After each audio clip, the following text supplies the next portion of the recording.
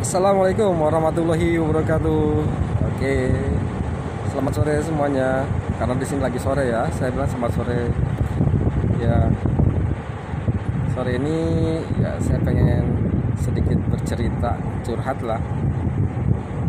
Oke, curhatnya ini tentang anak bodoh. Oke, anak bodoh, bodoh gitu ya. Siap, bodoh amat gitu. Begitu bisa baik begitu. Oke, sebelumnya guys, ini saya berada di daerah pantai, kebetulan ada di pesisir. Pada asar, matahari sedang sorot, panas nih, nyorot banget, nggak apa-apa. Jadi bikin sisa-sisa jerawat hilang ya. Jadi nggak usah pakai pemutih, nggak usah pakai apa, cukup kalau mau terlihat putih ya pas cuaca panas begini Anda jepret gitu, ambil foto kan lebih murah. Oke. Boleh ya sambil jalan ya. Nih, saya liatin dulu ya. Oke. Bagus ya. Oke, saya asli sini. Saya orang Baya. Ini ada di pesisir Baya. Dan ini luar biasa, saya sendirian, nggak ada orang, enak kan? Jadi ini emang tempatnya jarang dijamah, padahal bagus banget. Ini cukup dari jembatan turun langsung deh, aman. Saya anak-anak sukanya berenang di sini karena apa? Karena aman. Ini ya, ombaknya nggak terlalu besar. Oke, kembali ke topik. Kenapa saya angkat cerita si anak bodoh gitu kan? Karena sampai sekarang ternyata istilah ini masih banyak banget dipakai, sering dipakai. Bukan istilah apa ya, ungkapan nih, kata-kata. Lebih ke bullying kali ya. Bullying apa enggak? Bullying ya. Karena secara tidak langsung itu akan menjatuhkan mental si anak.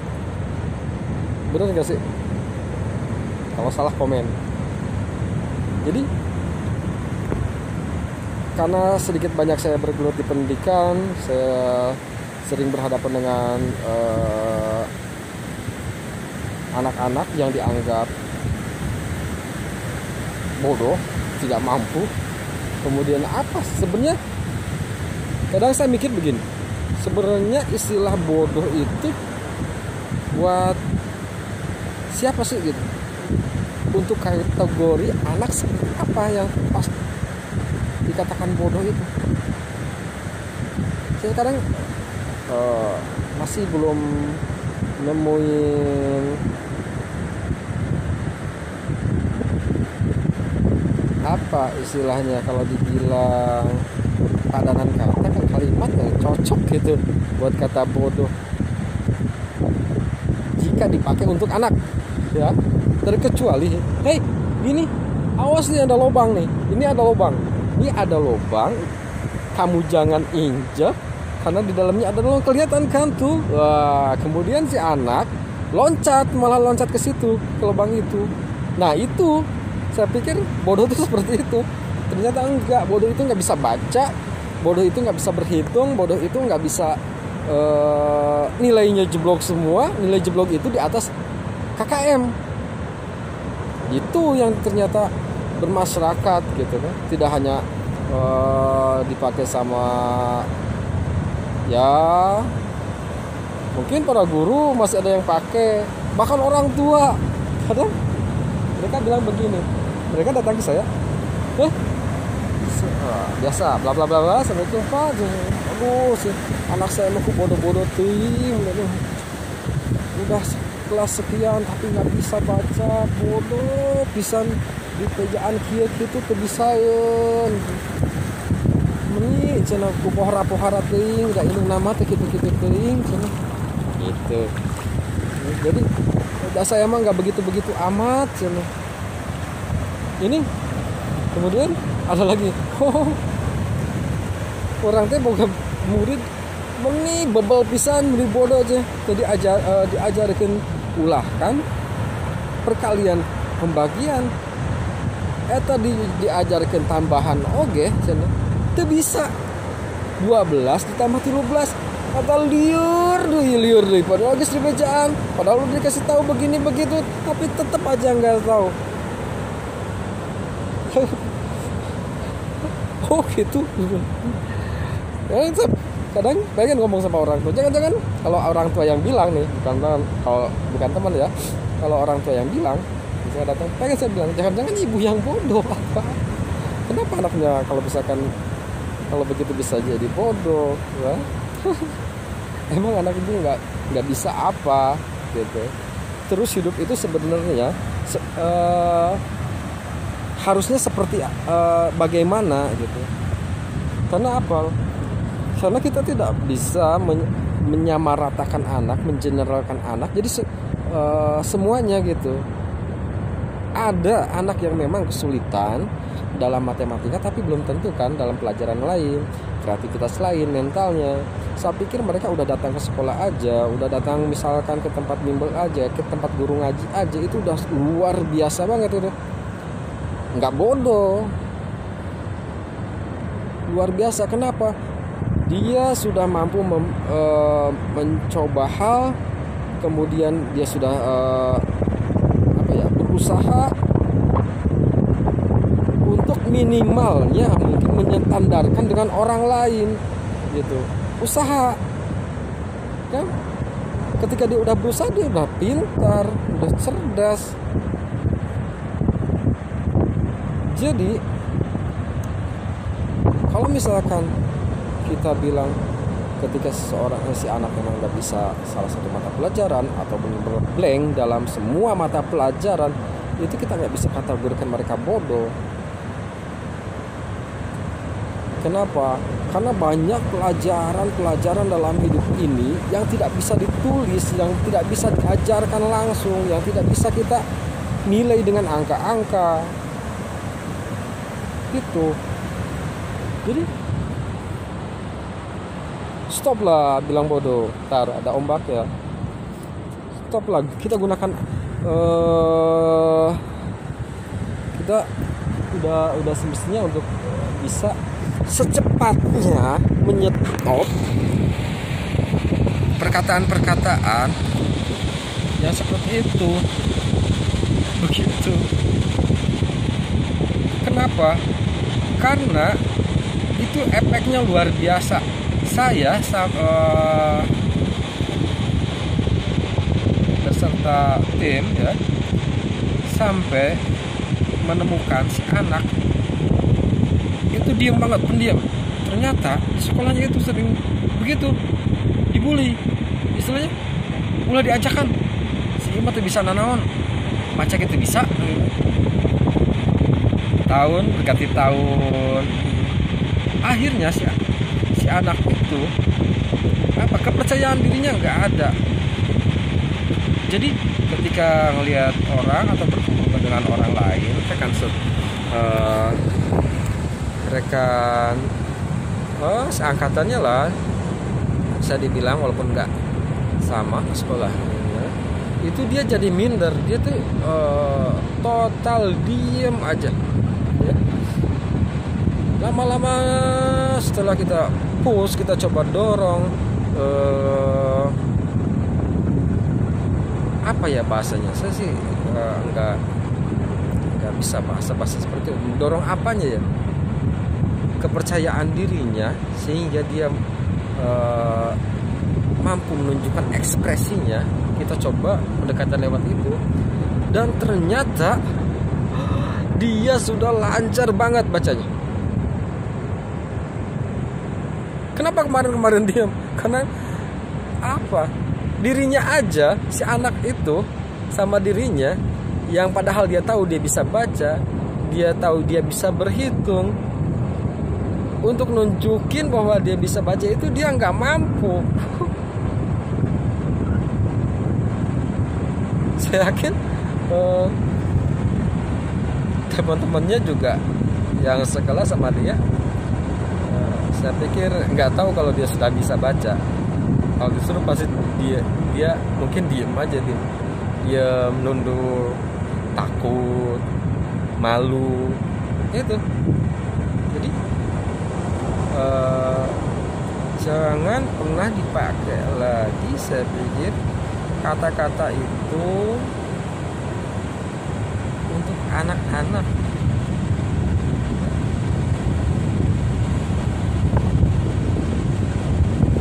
Kasihan lah, kasihan. Malu gitu. Malu apa? Ketika dia mampu menyelesaikan atau menjalani fase-fase hidupnya setelah beberapa tahun kemudian, setelah dia dewasa, ketika mereka sukses, kita malu. Kita pasti akan merasa bersalah banget. Kenapa? Ya ternyata mereka cerdas, mereka pintar, hanya bukan di bidang yang ada di sekolah. Hanya mungkin pas saat itu dia memang kebetulan belum bisa, gitu kan? Waktu untuk bisa itu semua anak beda-beda. Gak bisa kita menginginkan si anak memiliki pola pikir yang sama seperti orang dewasa, gitu kan? Kadang kita kalau ngajarin, ekspektasi kita, harapan kita, kudu nama mana teh bisa. Padahal bisa menurut orang dewasa dan bisa menurut orang anak kecil itu kan beda, gitu.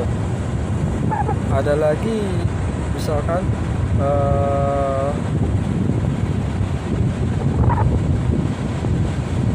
kasusnya kan banyak, orang si anak nggak bisa, itu kasusnya banyak. Terkecuali kalau misalkan emang secara medis dia punya kelainan atau ada bawaan apa gitu, sehingga dia menyukai untuk berpikir. Selama itu normal, saya pikir mungkin cara kita yang belum sampai, kan? Sampai kemana? Sampai untuk entah itu memotivasi si anak agar dia mau, agar dia interest, tertarik banget nih, aku tuh harus mau, harus bisa, kan gitu. Jadi bodoh itu apa? Udah kemana-mana ngobrolnya. Jadi bodoh itu apa? Bodoh itu jangan dipakai buat anak-anak. Ya, gitu. Kasihan. Oke? Kalau kita sayang sama anak-anak, kita juga harus sayang lah. Jangan hanya sama anak sendiri. Anak orang lain juga harus kita sayang. Kita nggak tahu umur kita kan? Ya, lu pikir lu bisa hidup sepanjang hayat? Kalau kita sayang, ya jangan pakai kata-kata itu, dan sayangi semua anak, khususnya ya para orang tua. Jangan pernah membuli anaknya sendiri. Buru-buru semangat, selalu cari metode, selalu cari pendekatan yang memang tidak ada metodenya. Setiap anak itu berbeda. Katanya kalau begini si anak harus diginikan, kalau ini si anak harus beginikan. Anak itu macam-macam.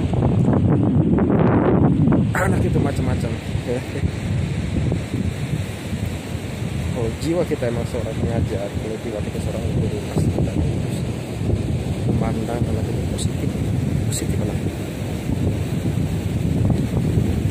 Karena anak itu harapan. Kita hari ini hanya cuma jadi guru yang mungkin dia bisa nyampein sama beberapa orang. Kita kan nggak tahu si anak itu kan jadi apa. Siapa tahu jadi presiden. Jadi presiden kan, kita kayak jadi presiden harus bisa ngitung lah. Untuk jadi presiden harus bisa ngitung, guys. Ya tapi kan oke. Jadi kemana-mana. Oke, lihatin. Ih, ombaknya nih. Wah, pasti saya bodoh banget ini. Wah, luar biasa, alhamdulillah, masya Allah. Kita masih dikasih umur panjang, dikasih ketemu banyak anak kan. Hai, para orang tua semangat selalu. Anak itu kan katanya anak itu ujian, anak itu perhiasan. Harus ingat ke sana. Oke, banyak orang yang nggak punya anak loh. Kita yang punya anak masih disia-siakan, dibully begitu saja. Oke, jadi harus ingat ke sana, harus kasih motivasi itu nggak hanya kita tempatkan dia atau kasih motivasi atau memfasilitasi anak, tidak hanya menyekolahkan ke tempat-tempat yang bagus.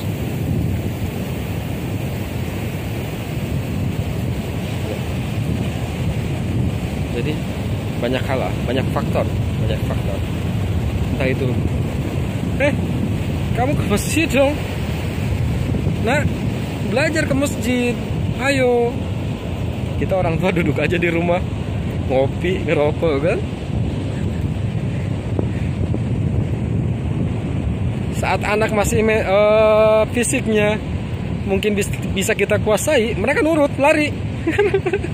Tapi mereka kalau udah gede, katanya, aduh, bapak gente. Jadi gitu, banyak hal agar anak-anak kita bisa kita jadikan seseorang yang kelak bisa bermanfaat. Entah itu anak sendiri, anak murid, anak angkat, anak apapun itu, anak saudara. Gak peduli kita punya anak atau enggak gitu. Ketemu anak, sayangi dia, jangan bully dia, kasih motivasi, support, tunjukin the best of us. So, nah, bahwa dunia ini adalah lahan ibadahmu. Kamu bisa berkarya dengan apapun, kamu bisa bersedekah dengan apapun, kamu bekerja dengan apapun. Kalau kamu tidak mampu, ya kamu bisa ambil yang sumbernya.